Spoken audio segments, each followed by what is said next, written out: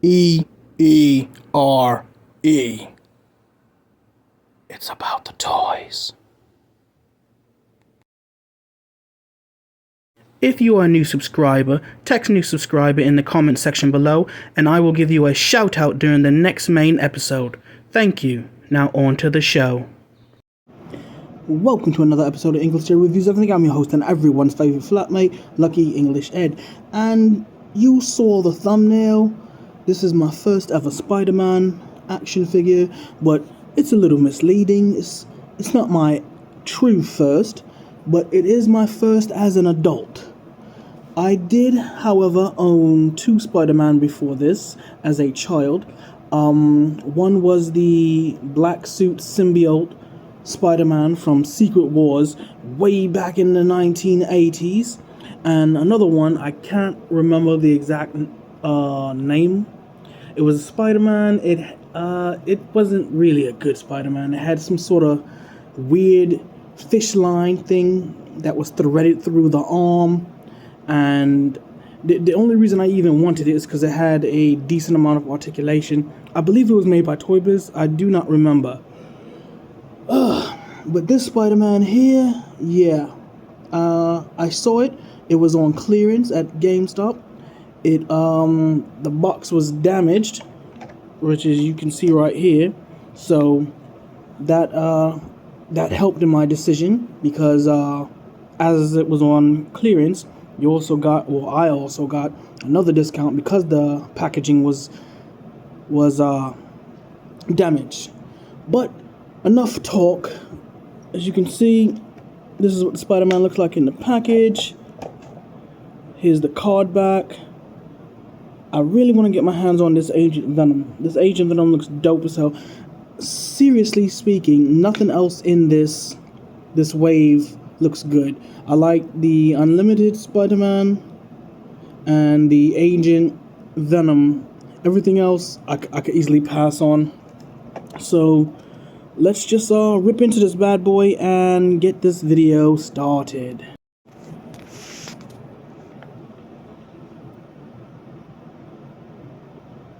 And here we have it. The Spider-Man Unlimited out of the packaging. Let's get him in for a close-up. Looks nice. Let's just get right into Pad C. What is Pad C, people? Price, accessories, articulation, detail, and comparison. Let's start off with the price. Okay, well, as I mentioned, because the packaging was damaged and it was on clearance at GameStop, I actually got this figure for less than half price. Normal price is $24.99, $25 price tag. I got this figure for less than that. So I think I went plus on that. We have the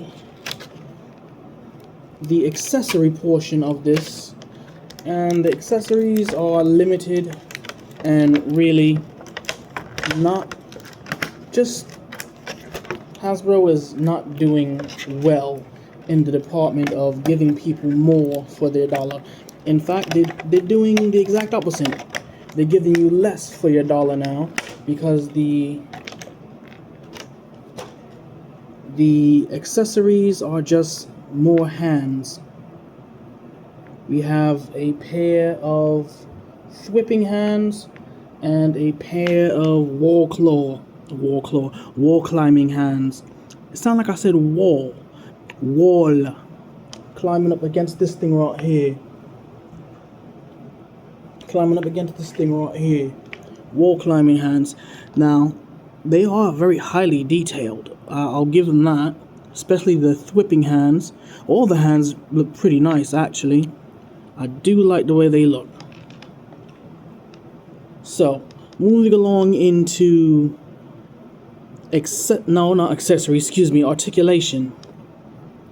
I have to say I am impressed with the articulation.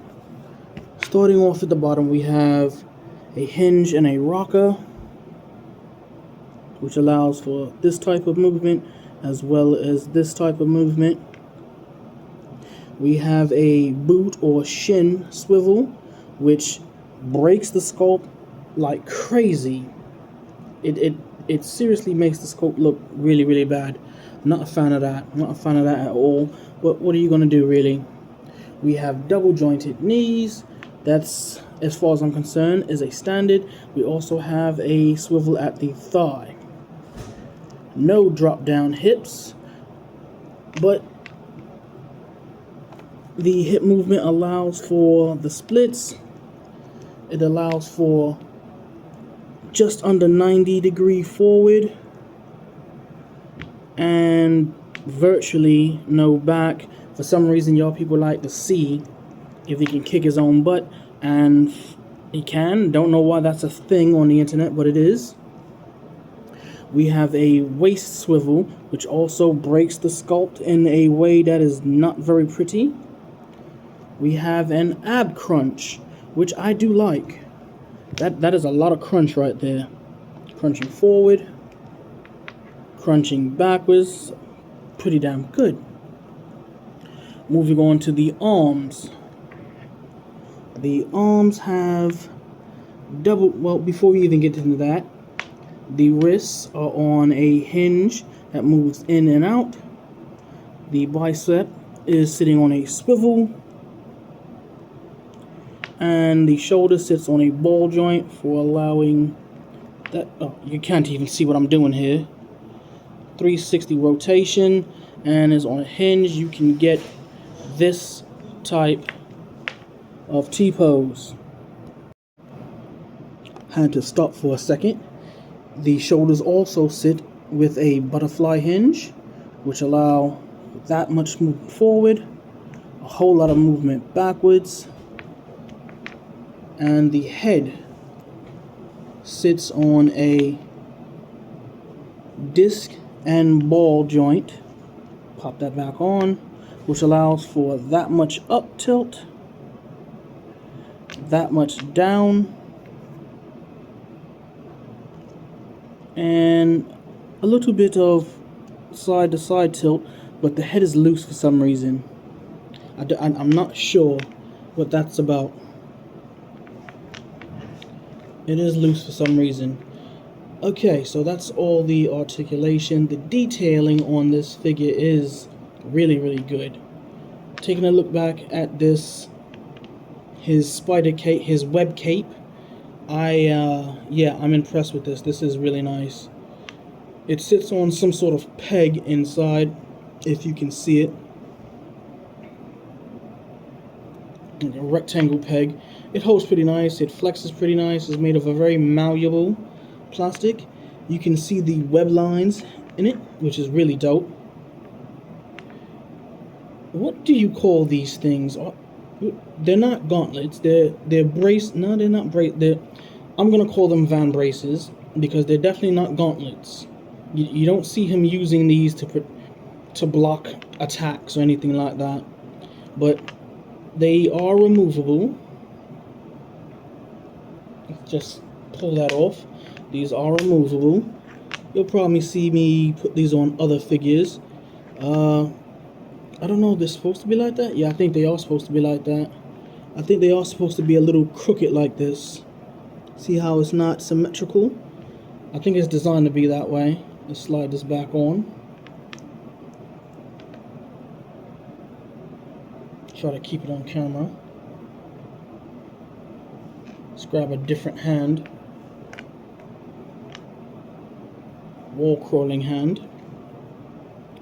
I do like how the design on the spider as well as the spider limbs on the rest of the body are embossed, I believe is the right word. They do that throughout the entire suit. It's a sculpt. It's sculpted on, so I do like that. All in all, this is a really decent figure. My biggest gripe is the loose head. It's really loose. It sits up there loose. Taking another look inside. Poor lighting, but you can see how it's like really hollow in there. This is a really good figure. I do like it. But of course, I wish it would have had toe hinge. Now, y'all have heard me talk about toe hinge in the past. I'm not a fan of it on McFarlane. McFarlane toys just don't do toe hinge right, in my personal opinion. But all in all, I think this is a really good figure. Now, normally we would move into the comparison portion, but seeing how I have no other figures to do that with, I suppose we'd just get right into posability. So we're going to cut again and just set them up for some shots and see what happens.